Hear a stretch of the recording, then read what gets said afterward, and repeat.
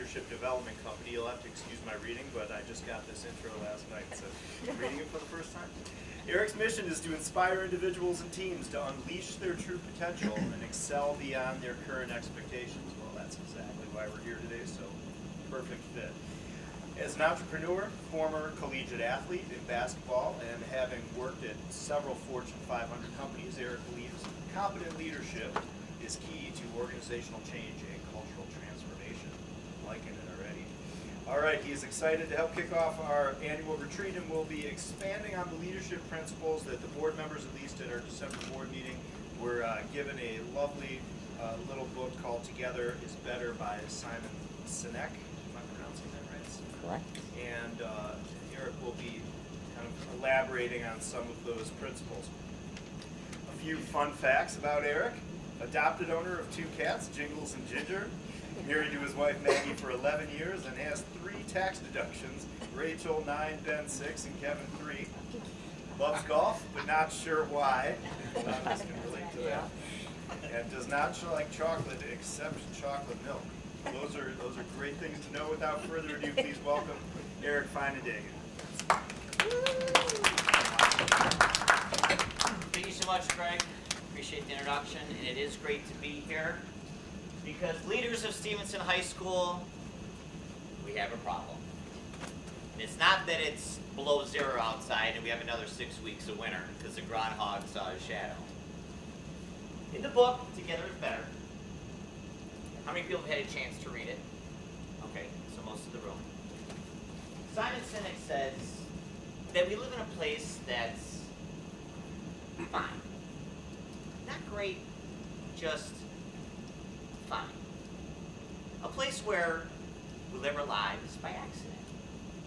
Where cooperation is met with confrontation and ultimately frustration. A place where the concept of we is turned into what's in it for me. But here's the good news.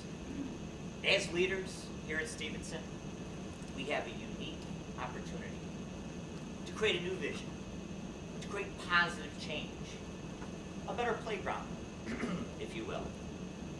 One filled with hope, optimism, and teamwork. Because it's so true. Together is better. And I'm not going to stand up here this morning and tell you that this is going to be easy. Because creating positive change rarely is. It's going to take a shared vision, some risk, and a whole heck of a lot of sweat equity. But, as Simon Sinek says in the book, what's the use of having a belly if there's no fire in it? So this morning, right now, I'm going to ask you to join me in stirring things up, drinking your passion, lighting a match, and together, let's make it happen. Are you with me? All right, come on, everybody with me? All right, let's do this. Let's kick things off. We're going to focus on, that ice cream will kick in, the coffee will kick in. You'll be with me here in a second. It is caffeinated coffee, by the way.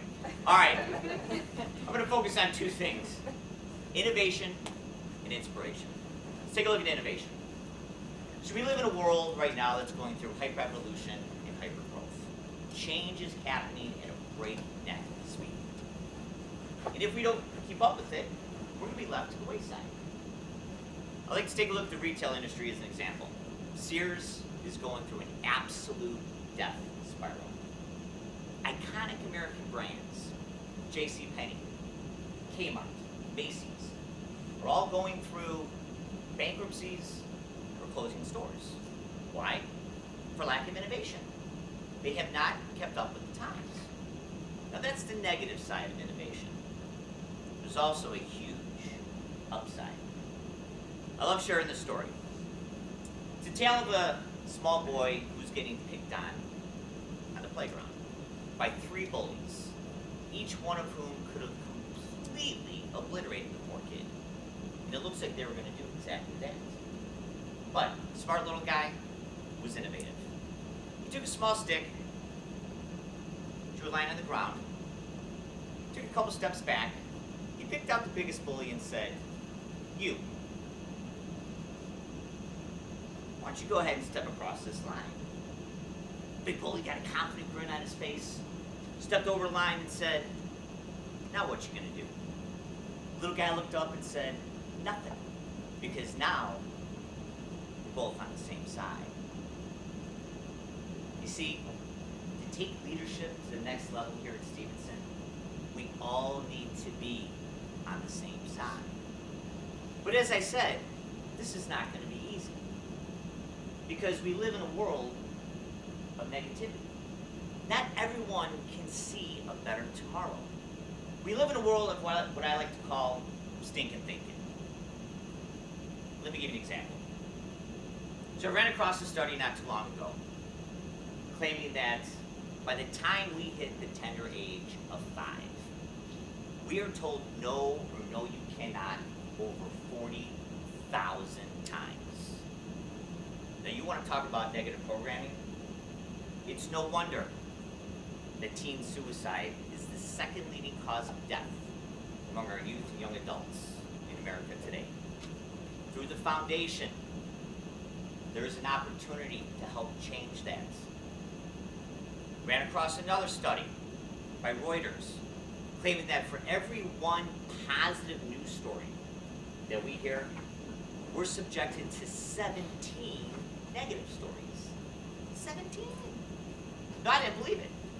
So I went to yahoo.com, I went to CNN.com, and you know what? It's true. The only positive news story I could find was that the Kardashians may be off the air by the end of 2017. Can I get an amen?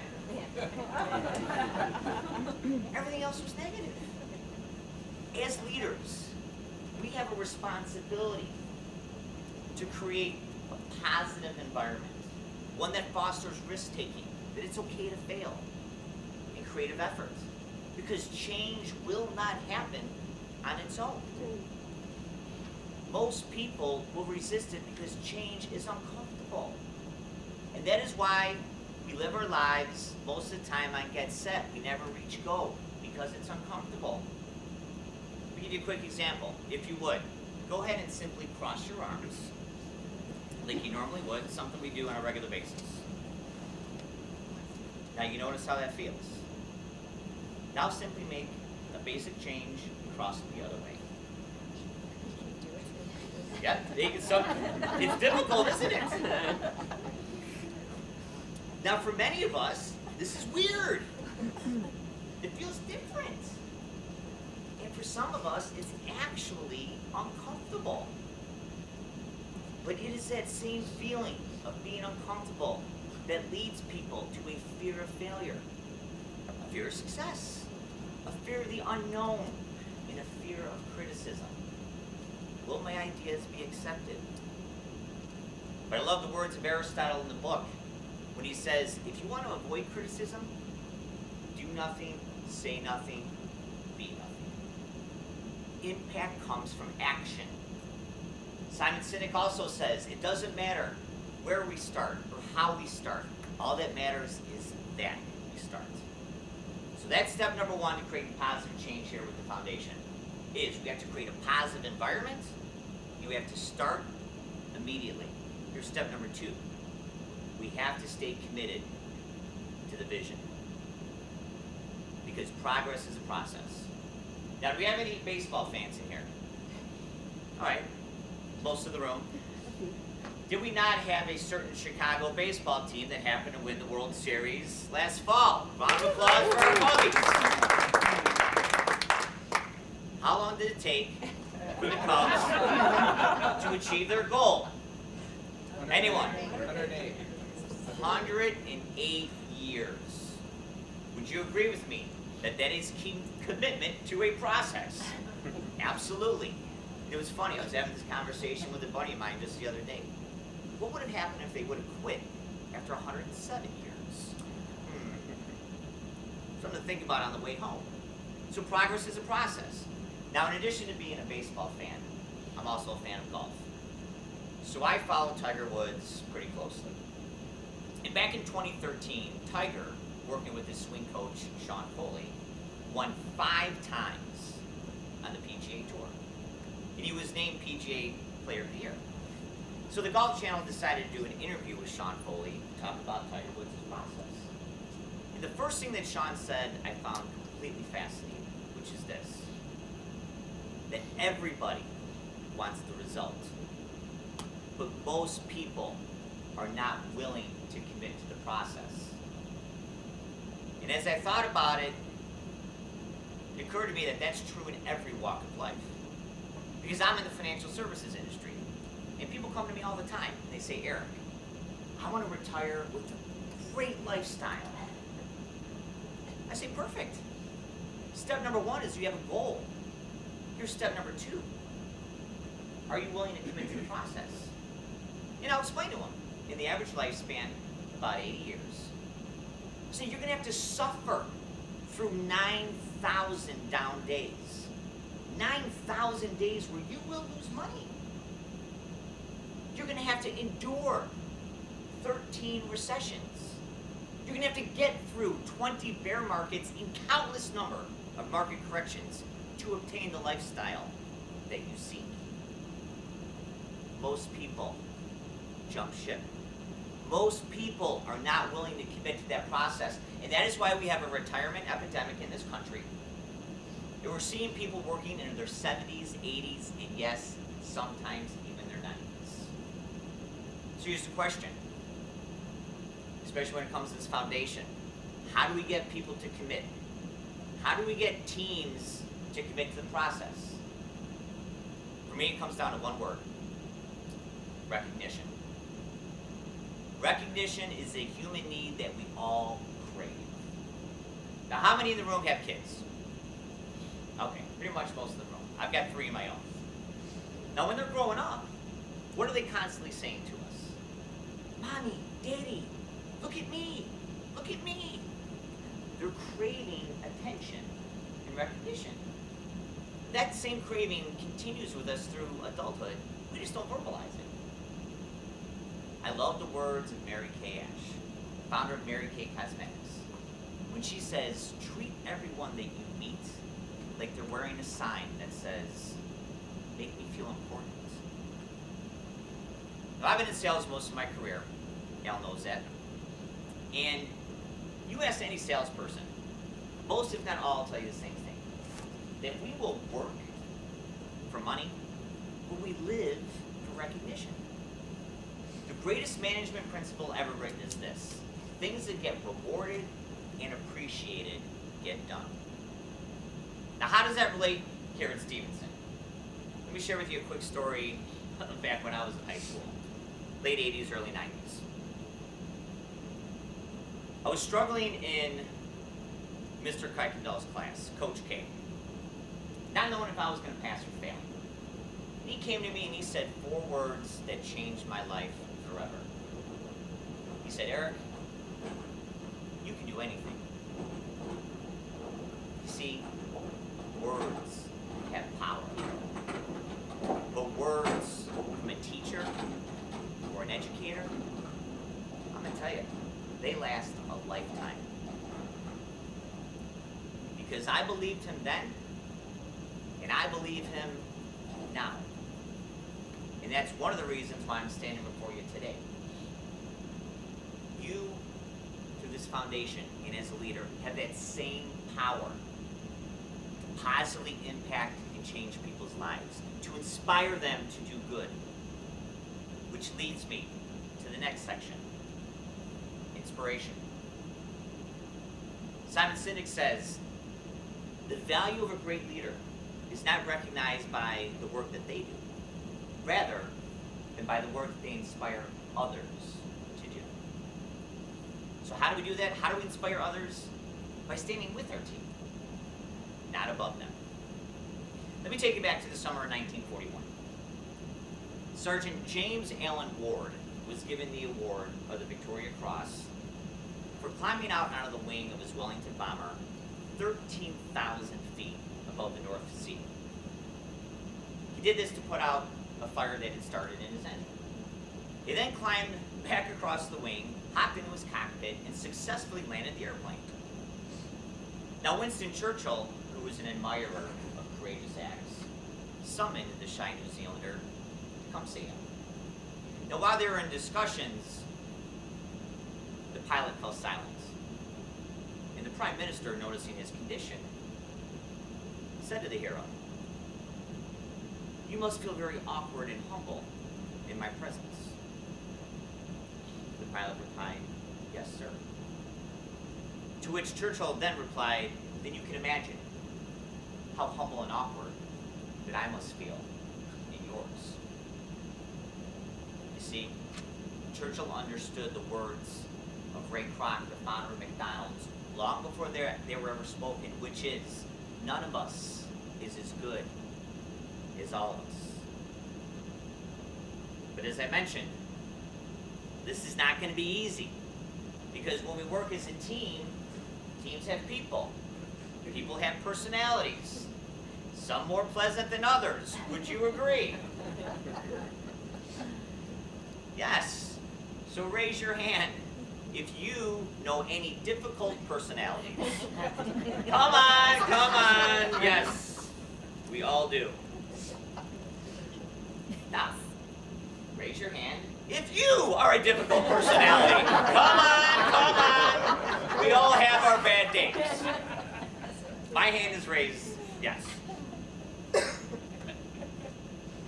But imagine walking into a place of work where every time you voiced an opinion, half the people would scream, holler, and sometimes even say, "You suck."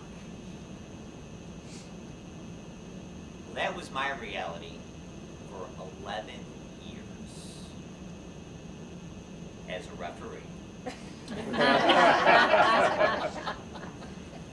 That is right. Having officiated over 3,000 games in my career, I've been yelled at, screamed at, called every name in the book, gotten death threats, needed police escorts, and that's just in the Catholic League. I'll never forget it. My very first day of referee university, they teach you two things. Number one, never park at the spot labeled reserved for the referee. And number two, always know where the exit signs are. You just might need them. So I'll never forget my most memorable game. It was a high school All-American game. Some of the best student athletes in the country were coming to town. There was going to be Division I college coaches there, professional scouts, thousands of people in the stands. I was selected to be the lead official, the guy in charge. So I wanted to be prepared. I watched footage of the teams that were coming. I studied up on the players. I had a strategy, which was to call the game tight so nothing got out of control. But as Simon Sinek says in his book, always plan for the fact that things never, if ever, go according to plan. Because that's exactly what happened. 2 minutes after tip-off, after calling it tight, here's what I heard. "Hey, ref, let him play." Then from over here I heard, "Hey, ref, we didn't come here to see you." Then from over here I heard, "Hey, ref, what game are you watching?" By the end of that first quarter, doubts began to creep into my mind. There's thousands of them, one of me. So I flip-flopped, and I changed my strategy. And to start the second quarter, I swallowed my whistle and decided to let him play. Now, have you ever seen or heard of the Thrilla in Manila? Well, that's what this thing turned into, an absolute boxing match. There was pushing, shoving, verbal taunts, blood. It turned into an absolute nightmare. And by the end of that second quarter, trust me, when I walked into the officials' locker room at halftime, I was looking for the exits. But that's when a state final official came to me who was on my crew. And he said, "Eric, you're on this game for a reason. You're the leader out there. You need to make the call. And when things get tough, you have to lead with conviction and consistency. When you do that, then you will inspire others to adapt to your vision." And I never forgot those words, because it's true not only on the basketball court, but here in the foundation, in our professional and personal lives. In difficult times, and let's face it, we are living in difficult times. That's when we need to lead with conviction and consistency, and that's when we will inspire others to adapt to the vision and the mission of this foundation. So I'm happy to say, I went out that second half, and things went much smoother. So to wrap up,